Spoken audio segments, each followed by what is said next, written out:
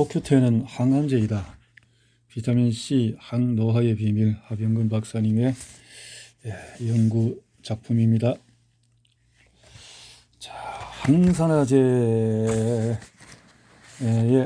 비타민C, 또 비타민 E, 그 다음에 코큐텐, 리포산, 글루타티온 등등 이런 좋은 오행 네트워크를 하병근 박사님이 이야기를 하셨는데, 자, 오늘은 코큐텐은 항암제이다. 항암제로도 잘 알려지지 않은 코큐텐이 항암제로 쓰일 수 있다고 말하면 사람들은 뜻밖이라는 눈을 보낸다.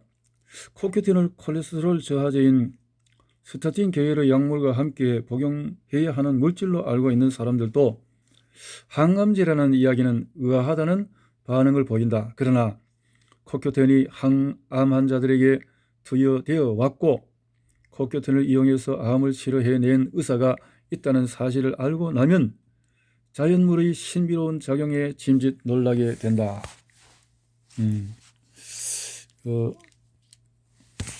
코큐텐이 자연 속에서 만들어질 수 있지만 너무나 나이가 들면서 부족하기 때문에 그 자연물을 채워 넣을 수 있으면 크게 도움을 될 수가 있는 거죠. 자연에는 의학이 미처 알지 못했던 양리작용을 가진 자연의학들이 존재한다. 치유력을 가진 자연의학들의 옛 모습을 찾아가다 보면 가려져 있던 놀라운 치유력을 만나게 되는 일이 많다. 어떻게 이런 내용이 의학으로 전해지지 않고 버려지고 말았는지 커다란 의문이 생기곤 한다. 코큐텐에 대해서 많은 것을 알고 있다고 생각했고 나 스스로 내 몸의 안위를 위해서 코큐텐이 반드시 필요한 약이라는 생각으로 하루도 그러지 않고 비타민C와 함께 투여해왔다. 그런 나조차도 코큐텐을 항암제로 사용할 수 있다는 사실을 알게 된 순간 전율을 느끼지 않을 수 없었다. 그랬다. 이미 코큐텐을 이용해서 암을 치료해낸 의사들이 있었다. 이를 의학으로 전하기 위해서 임상시험을 시작하려 안간 힘을 쓴 사람들도 있었다. 하지만 그들의 꿈은 이루어지지 않았고 치유기들은 여기저기에 묻혀버렸다. 주류 의학의 패러다임 안에서 임상시험을 가능하게 할 자본을 찾지 못했고 왜? 라는 물음에 시대가 요구하는 과학으로 대답할 수 없었기 때문이다. 결국은 코큐텐의 항암작용은 의학에 받아들여지지 않았고 시간이 흐르면서 사람들의 머릿속에서 잊혀졌다. 코큐텐이 항암제라는 주장을 읽다가 왜? 라는 물음에 대한 답을 고민했다. 나는 곧바로 코큐텐의 항암작용을 디코딩하기 시작했고 리독스와 음양오행으로 해독의 실마리를 찾을 수 있었다. 코큐텐의 항암작용은 음양전환으로부터 출발하고 있었다. 오행 네트워크 속에서의 음양전환과 미토콘드리아에서 충전과 방전을 거듭하며 에너지 대사 조절에 관여하는 배터리 기능이 코큐텐의 항암작용을 가능하게 한다고 결론을 내렸다. 코큐텐이 항암제라는 주장을 펼쳤던 의사의 이야기를 들어보자. 닥터 제임스 하웬스틴의 이야기이다. 생화학자였던 칼 포커스 박사는 제약회사 머크의 취직에서 비타민 B12를 발견하고 B12를 합성하는 법을 알아냈다.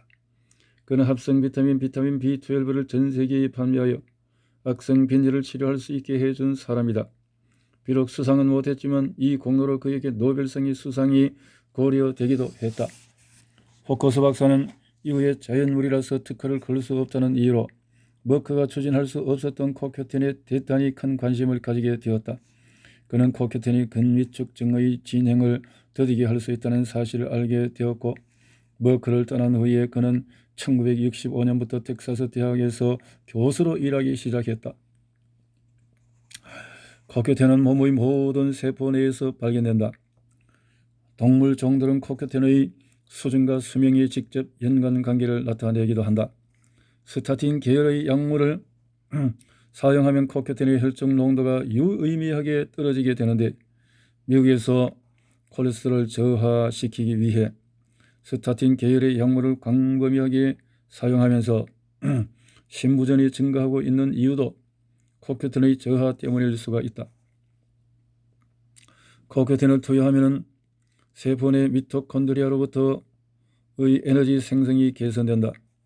코큐틴 요법으로 인한 에너지 생성 개선은 파킨슨병, 다발성 경화증, 루게릭병, 후소아마비 증후군, 알츠하이머병, 뇌졸중과 같은 여러 신경계 질환의 치료에 매우 유용하다는 사실이 증명되었다. 포커스 박사는 텍사스 대학교에서 심장병 전문의인 닥터 피터 랑센을 설득해 코큐틴을 허혈성 심부전 환자들에게 투여하도록 하여 놀라운 결과를 만들어내었는데 닥터 랑센은 이를 이렇게 전하고 있다. 코큐틴에 대한 임상 경험은 드라마틱한 것이었습니다. 이처럼 새롭게 알게 되는 지식을 토대로 의학의 모든 분야를 재조명해야 한다는 주장이 합리적이라고 느끼게 되었습니다. 텍사스 대학교 병원의 심부전 환자들 중에서 일부가 코큐틴 요법을 받았지만 이 치료법이 의사들에게 정식 치료법으로 받아들여지지 않았습니다. 포커스 박사는 심부전으로 코큐틴을 투여하고 있던 암 환자 6명을 1993년까지 추적 관찰했습니다. 4명은 폐암 환자였고 2명은 유방암 환자였습니다. 이 모든 환자들에게서 암이 사라지는 것을 보고 그 이유가 코큐틴 요법 때문이라고 생각했습니다. 포커스 박사는 암 환자들에게 하루 500mg의 코큐틴을 사용하도록 권장했습니다. 포커스 박사는 암 치료에 코큐틴을 사용하도록 만들겠다는 그의 꿈을 이루기 위해서 기부를 받기 시작했습니다. 기부자들 중에 소세포성 폐암이 전신으로 전이한 암 환자가 있었는데 포커스 박사는 아무런 해를 끼치지 않고 도움을 줄 것이라고 설득해서 코큐틴을 투여하게 했습니다.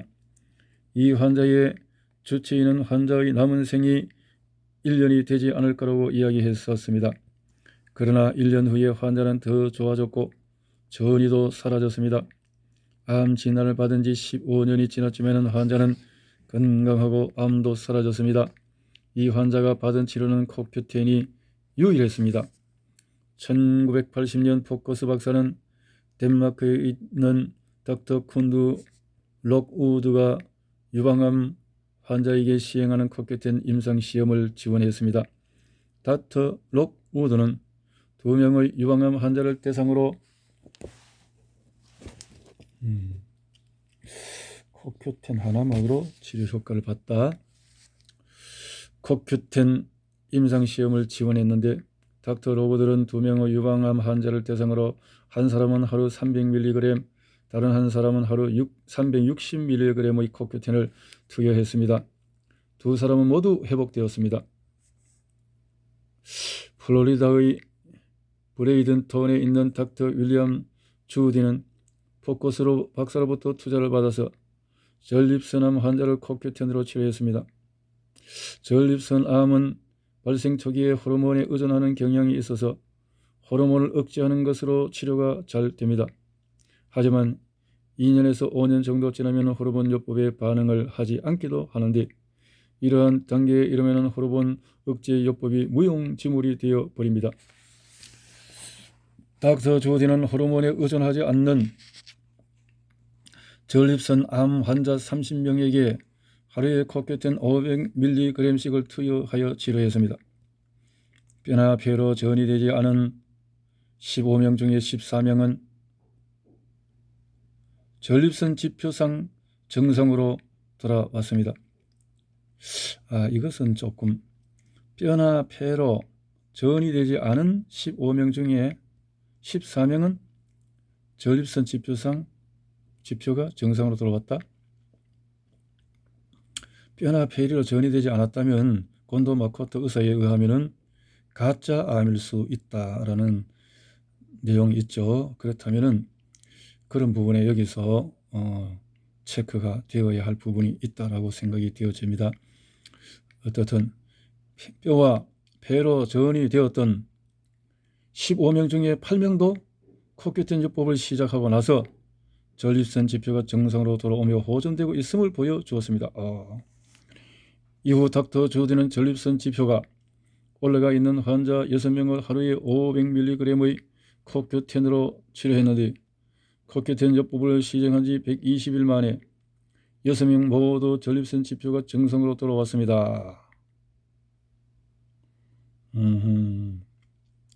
이러한 결과를 논문으로 발표하는 것이 정치적인 문제들로 인해 불가능했고 1998년에 포커스 박사가 세상을 떠나면서 항암요법으로 코큐텐을 사용하는 것에 대한 관심도 사라져 갔습니다. 이렇게 귀한 것을 현대 의학이 놓쳐버렸다. 이것은 천전물이기 때문에 화학약에 포커스를 맞춘 그 특허가 없기 때문에 사용을 안 하게 되어져서 이렇게 되어졌네요.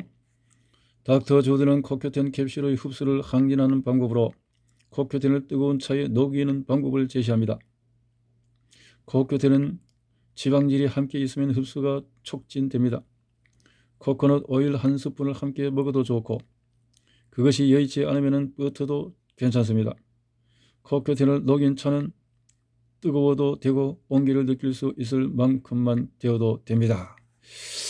항암요법으로 사용할 수 있는 코큐텐에 대한 제약회사들의 무관심은 특허를 걸 수 없다는 사실에 기인합니다. 하지만 특허를 걸 수 없다는 것이 대단히 잘 듣는 것처럼 보이는 안전한 항암요법을 찾는 환자들에게 영향을 미쳐서는 안 됩니다. 코큐텐은 건강식품점에서 구할 수가 있습니다. 이런 코큐텐과 암에 대한 이야기를 들려준 생화학자 웬 마틴에게 진심으로 감사드립니다. 마틴은 포커스 박사의 오랜 친구였습니다. 이렇게 이야기를 맺고 있는 한 의사의 이야기는 이 시대의 의학이 무엇을 잊고 있는지를 잘 보여준다. 누구나 공감할 수 있는 이야기가 의학으로 들어서지 못하고 소멸되는 이유가 무엇인지, 환자에게 아무런 피해를 끼치지 않는 안전한 치료법이 사람들에게 알려지지 않은 채 소멸되는 이유가 무엇인지, 왜 의학은 침묵을 강요당하고 있는지를 이 한편의 에피소드가 잘 말해주고 있다. 이제는 달라져야 한다. 코큐텐의 항암작용은 하병근 의학론을 바탕으로 세포 내 리독스의 교정과 미토콘드리아 에너지 대사 조절이라는 논리로 디코딩할 수가 있고, 비타민C 치료법과 함께 시행하면 항암요법의 시너지를 일으킨다는 논리도 세울 수가 있다. 코큐텐에는 유비퀴논 형태의 산화형 코큐텐이 있고 유비퀴놀 형태의 환원형 코큐텐이 있다. 시중에 나와 있는 코큐텐 제제들은 대부분 유비퀴논 형태였는데 산화형이네요. 이제 흡수율이 높다는 논리로 유비퀴놀 형태의 코큐텐도 많이 볼 수 있게 되었다.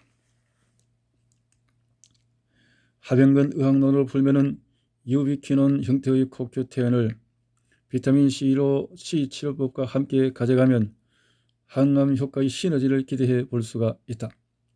유비퀴논 형태의 코큐텐은 세포로 들어가서 전자 2개를 가져와 유비퀴놀 형태로 전환되어 세포막의 항산화제로 자리 잡게 된다.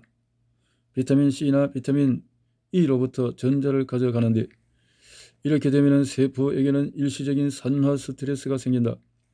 정성세포에서는 문제가 될 것이 없지만 세포 내 리독스가 양으로 기울어 있는 암세포에서는 세포 사멸로 가는 길을 열 수가 있고, 여기에 비타민C 치료법이 더해지면 암세포 사멸의 시너지로 이어질 수가 있다. 유비퀴논 형태의 코큐텐은 미토콘드리아로 들어가서 전자 전달을 담당하며 에너지 대사를 돕게 되는데, 이러한 작용을 통해서 오작동하고 있는 암세포의 미토콘드리아를 수선해서 미분화된 암세포를 분화의 길로 들어서게 할 수가 있다. 이처럼 코큐텐은 암세포를 사멸로 이끌거나 분화의 길로 접어들게 하는 양면성의 항암작용을 한다. 이제 필요한 것은 암 환자들에게 투여해서 그 효과를 검증해내는 일이다. 건강에 도움을 주고 질병 관리에도 유용하게 쓸 수 있는 자연의학들을 적극적으로 이용해 환자들의 투병을 도와야 한다. 코큐 전조법도 세포 내 리독스의 조절과 항산화 네트워크의 시너지를 끌어내는 방향으로 시행해 나가면 좋은 효과를 기대해 볼 수가 있다.